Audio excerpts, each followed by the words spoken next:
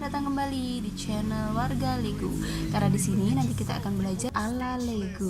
Belum tentu ala-ala kita sendiri itu lebih buruk. Kadang ala-ala kita sendiri itu lebih baik. Selamat belajar, guys.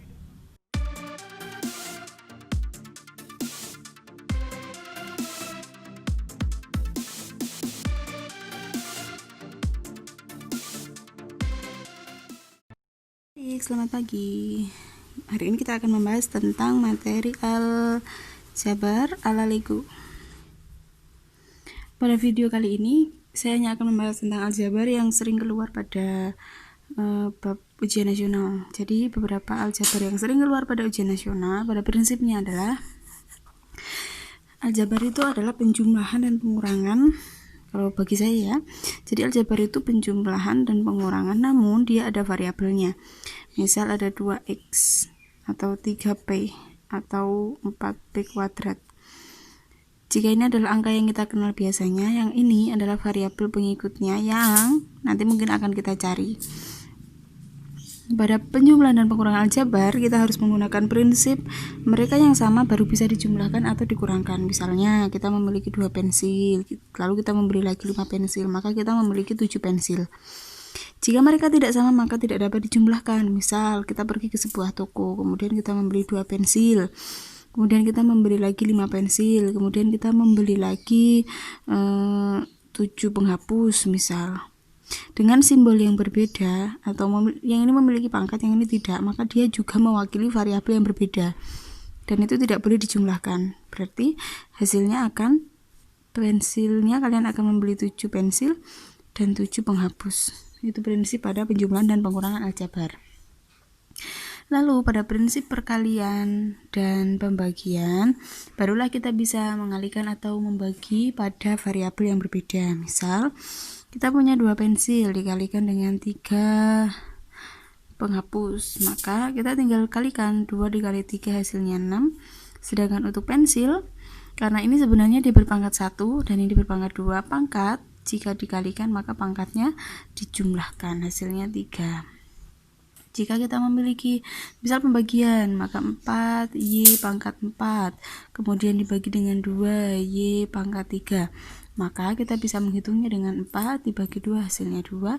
Sedangkan Y nya pembagian pangkat jika dibagi maka pangkatnya dikurangkan, 4 dikurangi 3 hasilnya 1, atau kita tuliskan dengan 2Y saja. Bilangan berpangkat 1 itu biasanya sering atau tidak dituliskan pangkat satunya karena ya memang begitu ya kesepakatannya.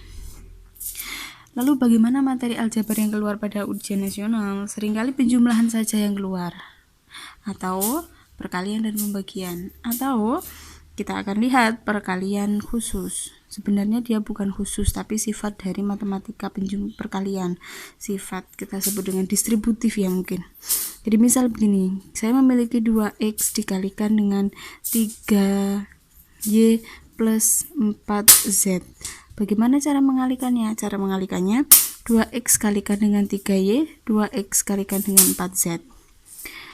Yang pertama, 2x dikalikan dengan 3y, 2 kali 3 menghasilkan angka 6, x kali y menghasilkan xy.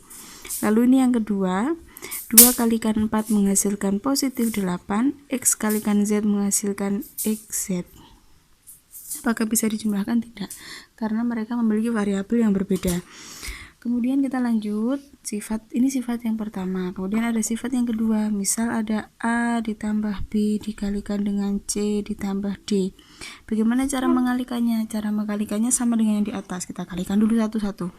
A kali C kemudian dikalikan D. A kali C menjadi AC, A kali D menjadi AD. Kemudian B kalikan C, B kalikan D.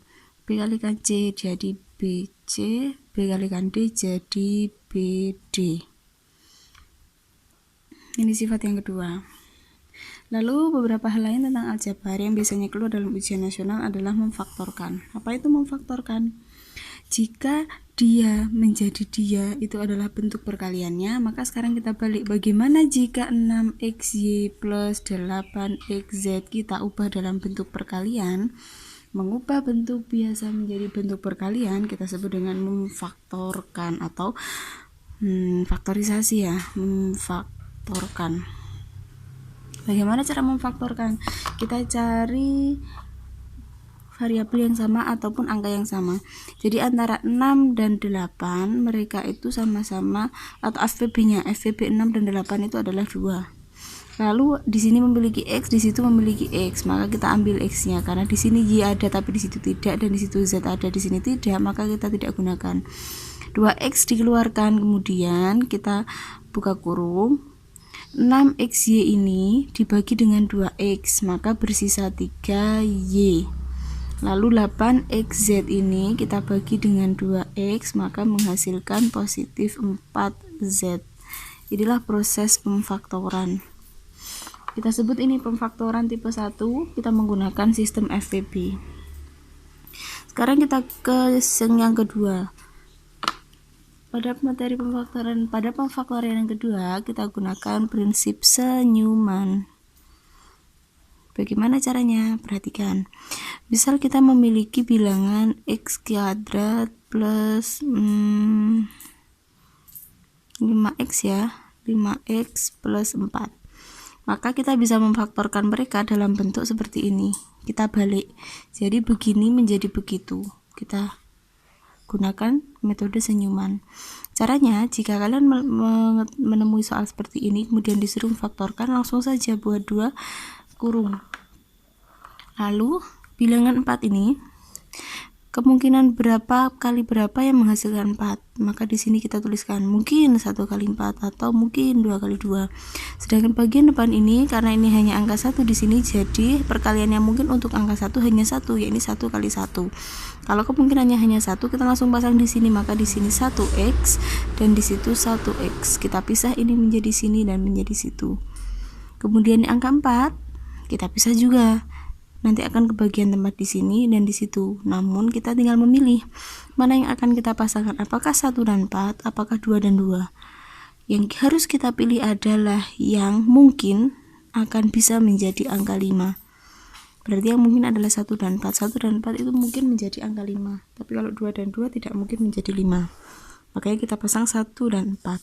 Agar menjadi positif 5, jadi kita kalikan 1 kali X menjadi 1X, 4 kali X jadi 4X. Bagaimana agar menjadi 5X positif? Maka 1 juga positif, yang 4 juga harus positif. Selesai. Ini adalah metode faktorisasi dengan senyuman. Kemudian ada lagi faktorisasi yang ketiga, yang ini bersifat khusus. Faktorisasi yang ketiga bersifat khusus. Lalu bagaimana dengan sifat yang ketiga? Pada sifat yang ketiga ini adalah jika ada A kuadrat kemudian dikurangi dengan B kuadrat. Syaratnya di sini harus pengurangan ya, karena dia tidak pengurangan tidak bisa menggunakan sifat khusus ini. Maka kita langsung pasang saja. Kita buat 2 kurung. Maka di sini kita pasang A, di sini kita pasang A, kemudian di sini kita pasang B, kita pasang B. Yang berbeda adalah yang di sini harus positif dan di sini harus negatif. Ini sudah harus dan ketentuan. Karena ini adalah sifat khusus untuk yang nomor 3. Kalau untuk yang kedua ini senyuman kita bisa menggunakan dalam berbagai permasalahan. Kemudian yang pertama ini pun juga kita bisa menggunakan dalam berbagai soal. Namun untuk yang ketiga khususon dalam bentuk yang harus seperti ini. Kalau tidak berbentuk seperti ini maka tidak bisa digunakan. Jadi untuk materi aljabar pada umumnya atau pada secara umum adalah materi dasar matematika kelas SMP yang digunakan untuk menyelesaikan berbagai permasalahan. Jadi untuk persamaan linier maupun persamaan linier 2 variabel maupun sudut maupun yang lainnya itu biasanya menggunakan dasar atau pondasi berupa aljabar ini. Mengapa? Karena aljabar ini adalah penjumlahan dan pengurangan dasar pada semua materi matematika. Jadi kalian harus mengerti dan memahami bahwa materi aljabar ini sangat penting. Jadi kalau memang belum mengerti, pada sesi berikutnya nanti untuk khususon aljabar materi kelas 7 akan saya jabarkan tersendiri satu persatu dan beserta contoh soalnya. Untuk materi aljabar khususon program ujian nasional kelas 9 ini saya rasa cukup. Sampai ketemu di pembahasan soal.